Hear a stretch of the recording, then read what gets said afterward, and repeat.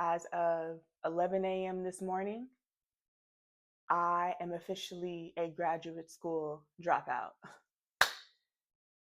Let's talk about it.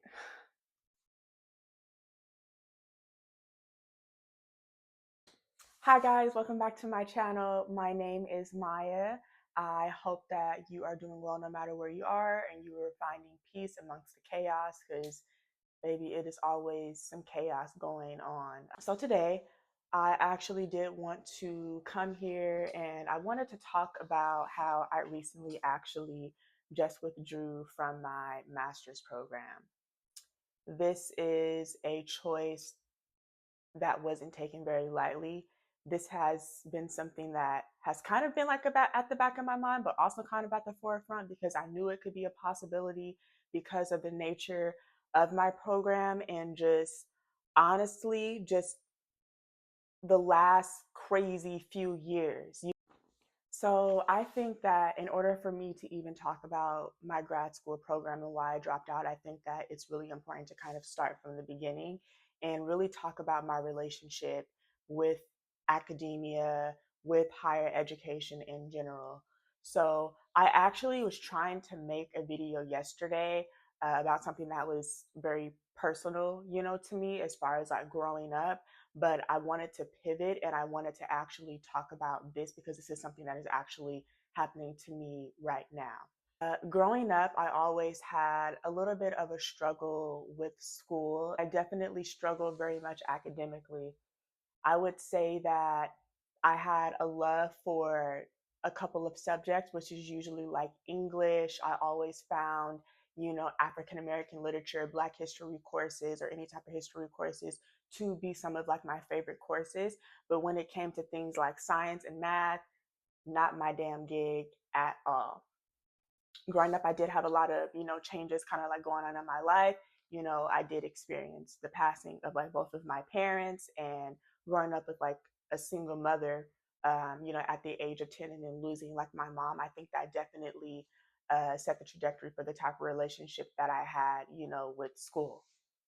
High school became a little bit better, for me. I definitely found a love for English, and I believe my favorite English teacher, Miss Jones, shout out to Miss Jones, by the way, I know she's somewhere, but she definitely was able to kind of cultivate this relationship, with the love for reading, the love for writing. And at one point in time, I actually was writing poetry, and I actually became pretty good, if I'm being quite honest. I won a couple of like poetry slams, in high school, and then I tried to continue it a little bit of early college. And I would say because I struggled very much with school, it kind of made me a little bit uncertain about my path in early college. Right out of high school, I did not go to a four-year university. I did go to community college, I believe a couple of semesters, and my major was actually English, until I kind of figured out shortly after that, yeah, I don't want to be writing all these goddamn papers. This is crazy. Life started to happen. I actually started experiencing housing insecurity. And so I kind of had to pivot. So when I was able to kind of transfer to another school, ended up attending City College of San Francisco. At that time, I was working as an after school leader. And I remember my counselor at the time was like, what are you interested in? Like, what do you want to do? And I told him, I was like, hey, like I work with kids. I don't know if this is going to be long term, but all I know is that I want to help people and I want to make an impact in people's lives. He mentioned psychology, and I was like, I don't really know about that. Then he told me social work. Now, social work definitely was right on my alley, which we're going to talk about in a minute. The only thing was that I only had kind of like one concept of a social worker, which is a social worker is a person that gets people's kids taken away. And I don't want to get nobody's kids taken away. And I also didn't want to be stuck into something that I wasn't sure that I actually wanted to go into. So then he mentioned sociology. So I was like, tell me a little bit more about that. He explained it to me, and I was like, perfect, we're going to go with sociology. So as I mentioned in my first video, a lot of my experience has been within the nonprofit sector. I've only worked in nonprofits. Like I said, everything from being an after school leader to being a peer advocate to being kind of like a case manager, and to also doing some type of like case coordination. I taught healthy relationship skills and stuff for a bit. If you guys want to know more about that, go watch my first video, if you can sit through the whole 25, 26 minutes of that. I would say because of, just like my previous kind of like work, experience, I thought that this was the path that I actually wanted to pursue, I would say. Now, I would say because I had spent so many years working with youth, I love youth work. I actually found a love really working with a lot of like high schoolers, also post high schoolers, and just really utilizing my experience as a former foster youth, as somebody who has experienced housing insecurity, somebody who stayed in a shelter, lived in transitional housing, also struggled, with my own mental health, too, as well. This was something that I felt like was my passion and kind of like my life purpose in a way. I think that each of us kind of have something that we're really good at, whether we tap into it or not. And because I had been doing it for so long, I literally thought that, wow, this is what I'm placed on earth to do. I'm going to be doing this long term. Until it kind of occurred to me that I really haven't had the opportunity to kind of try anything else.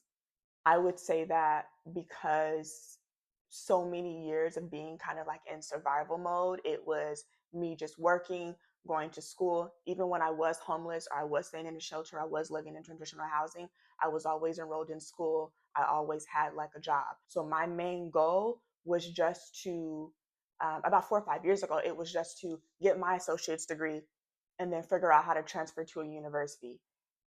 When I did transfer to a university, Sacramento State University, I moved to Sacramento from the Bay Area and I started going to Sac State, I believe, in 2021. And so, what nobody actually tells you too is that transitioning from a community college to an actual like university or to a state school is such a shift, I would say. You definitely get kind of lost, in the shuffle. And I feel like, unfortunately, unlike my peers, I was not allowed to have the actual college experience because I was really supporting myself. I didn't really have a lot of support, and that's no shade to anybody in the family, anything like that. Like, we have to do what we have to do. But I wasn't able to really do a lot of clubs on campus. I wasn't really able to go to any football games, join a sorority. And I think kind of like at that time, by the time that I had transferred, I was already like 26, I would say.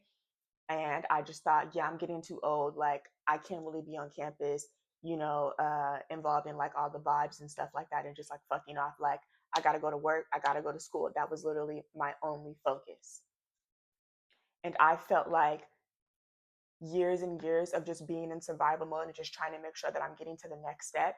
Now, in hindsight, like me being able to sit down and actually reflect, I'm like, damn, Maya, like your nervous system had literally been activated for like 7 to 8 years, probably longer than that. And so when I made the decision to actually go back to graduate school, last year, I had only finished I had just actually graduated college like maybe 5 to 6 months prior.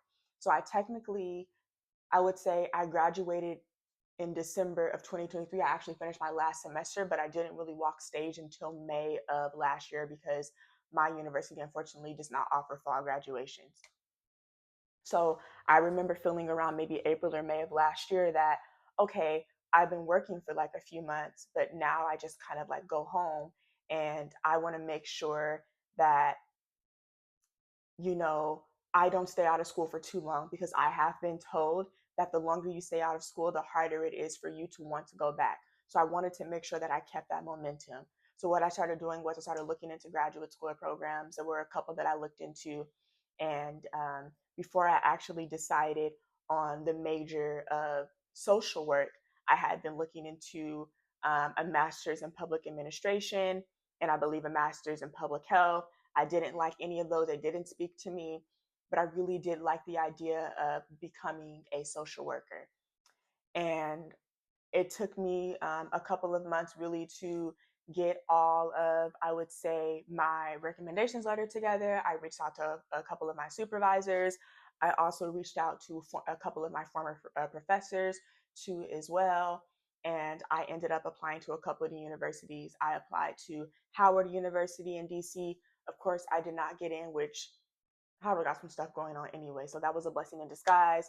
I applied for CSE Northridge, and then I also applied to Alliant International University, which was the school that I actually got into, and ultimately, of course, just resigned or withdrew from. I would say I actually started my program in May of this year. There was a lot kind of right off the bat that I had to think of. So when you are in a social work program, you either have an online program or you have one that's hybrid or one that's like fully on campus. Of course, I really chose the online module because I feel like that would work better with my work schedule. And I clearly found out that even like online also comes, with some things too as well. Some of the expectations were you do have to complete about 16 to 20 hours of field work per week or per semester. So technically, I would be starting my first trimester of my program from May until August, and then I would take a 2-week break, and then I would reconvene with my second trimester from September all the way until December. And then that's also when my field work would start or my practicum would start. So I would be expected to also find my own internship. They were helpful in being able to identify a lot of organizations within the Sacramento area, even some in the Bay Area, which would be able to, work with me as far as like being like an intern. So I actually was able to secure an internship site, and it was something that I feel like would have been really beneficial for me because I've only done youth work. I would have had the opportunity to be really challenged, and I would be able to work with individuals who were experiencing intimate partner violence, learning some things around child abuse, sex trafficking, and things like that. Very, very, very heavy, but I was just like, hey, why not? I really would like to be a real well-rounded kind of like social worker. Now, the concern that I had, especially being someone who's experienced housing insecurity, is I'm always worried about my stability and how I'm going to be able to pay my bills. I have an apartment, I have a car note, I have car insurance, I have to get groceries, I have a phone bill, I have all these different things that I'm trying to make sure that I am maintaining. And so at first I thought we were just going to be able to do 16 hours a week, and my field director was like, you have to complete 20 hours a week. And I'm thinking, sis, like, if I was already struggling before with a full-time job and I was still not always able to make ends meet, how the hell am I going to cut pretty much like my paycheck pretty much down in half, which means I will only be able to work maybe 24 to maybe 20 hours, technically now, a week, So that was definitely like the biggest worry that like I had. Also too, like the classes weren't very like difficult, but there also just were some concerns about, okay, next semester we're going to be talking about substance use and things like that. I would have had to get access to the DSM-5, if and there were just a lot of things just kind of like going on in the back of my mind, and I couldn't quite figure out whether it was kind of like imposter syndrome because I always struggled with school, but it also was just like, Maya, you never thought you were smart, growing up. You never thought that like you were able to go to school. You got your associate's degree, you got your bachelor's degree, you are in a master's program now. And I just kept thinking, wow, there's only 1% or 2% of foster youth who actually go off, to get their master's. You should be happy. You should be grateful. This is a life, changing opportunity. But honestly, it was just a lot of stress just thinking about also to taking out loans and also thinking about, is this degree actually going to be beneficial to me after I complete graduate school? A lot of people know that if you are in a field wanting to become a social worker, therapist, licensed clinical professional, especially if you want to become a social worker, the real money is when you become licensed. I don't know if I want to practice therapy, but people kept saying that.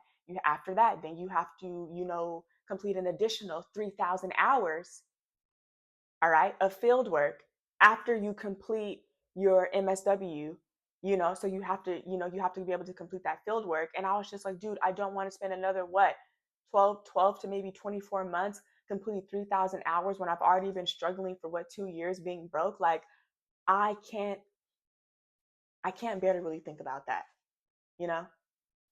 So I would say that was just something that I was definitely really, really struggling with. And, I was really excited and I had shared with a lot of my family and my friends, and they were really excited for me to return to school, and everybody was really supportive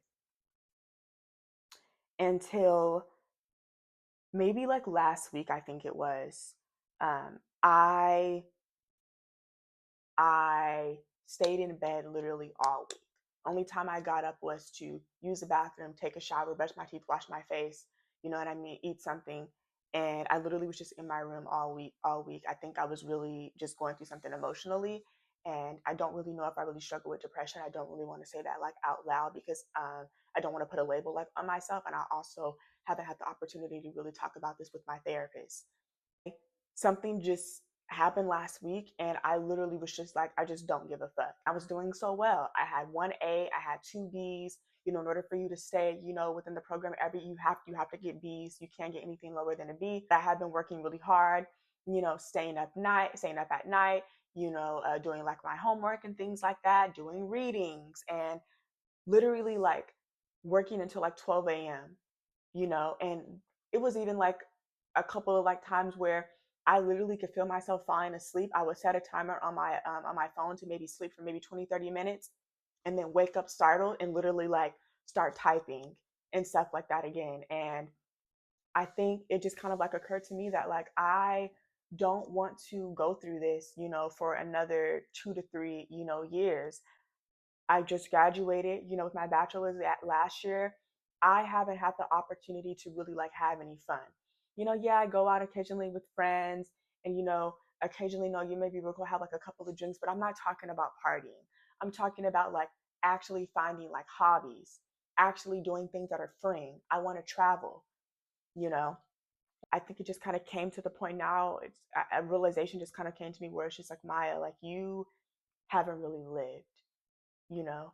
And I really want to take the time to really prioritize like my mental well-being, figure out what are some things that I like to do. I have been thinking about a few years ago, coming up with the candle line. I wanted to create candles. I wanted to create incense. I've been trying to tap into more of like my spiritual side. And so I do like tarot readings for like myself, not really for other people. I want to try a pottery class. I want to go zip lining. I want to travel to Big Sur because I would love to hit the coast. I want to go out the country. And there's just so many different things that I just want to do. And I just never really had the opportunity. And so now I feel like I have the opportunity to be a little bit more free. I would say that I don't quite know where the trajectory of my life is going, but I think that in a lot of ways, I've been conditioned to think that you always have to try to like excel. You always have to be working towards the next thing. A lot of it really just comes from like my internal dialogue of me saying, all right, Maya, you have to keep, thinking about the future, think about what you want to do like in the next 5 years. And so I think it is important to kind of have like a growth mindset. But I think that in some ways I am really making myself much more anxious and I'm putting a lot of pressure on myself. And I think that it's time for me to really just sit back and reflect on what I would like to do in my life and just figuring out what does success mean for me and not paying attention to society's expectations or paying attention to my peers and what they're doing because the things that other people may want out of life, I may not want out of life. I have been living in California for my entire life, born and raised here. And although I haven't had the opportunity to really visit all over California, I want to be able to venture off somewhere else. And so I do have this desire to move more so to the East Coast. I have not visited a lot of places on the East Coast, but I have been to, DC, DMV kind of like area. And the last 2 times that I have visited, I would say DC and at least Virginia, I feel like it feels like home to me. And I wish that I could explain the feeling, but I feel very free there. I feel like there's much more community there, much more Black people there. And I feel like I would definitely fit in there. And so that is something that I also was thinking about because my whole mindset was all right, I'm going to finish this graduate school program. I am going to be done in 2 years. I may stay in California for another, like, 3 years or something like that. And then I'm going to uproot my life and I'm moving my ass to the East Coast. I noticed that the harder I try to control things, the more out of control things actually become for me. And right now, I am just trying to figure out what God, what source, universe is kind of like guiding me to do and what it's showing me for right now. I don't really know what that is, but I know that I just want to be free. But yeah, I am nervous, I'm anxious, I am a little bit scared, but I'm also like in some ways kind of like hopeful and curious and kind of adopted this mindset of like I just don't give a damn, like whatever happens happens. And that's actually a little bit scary for me. Maybe I'm just letting go of control and maybe I'm just becoming numb. But it was a really big decision for me to drop out, and it was because I really felt like this was my purpose. I have come across so many youth. So many youth were looking up to me, not knowing that like I was actually really struggling with myself. And I think a lot of people see me as being like confident and very warm and vibrant. But if you don't know, like I do have insecurities, like any other human being. I'm not perfect, you know, and I don't think you should really pedestalize anyone. But I've worked with so many youth and so many youth from just many walks of, life, and who have so many just experiences and have gone through so much things at such a young age. And I was able to be kind of like that safe space for them, and kind of in a way be that person that I needed when I was growing up.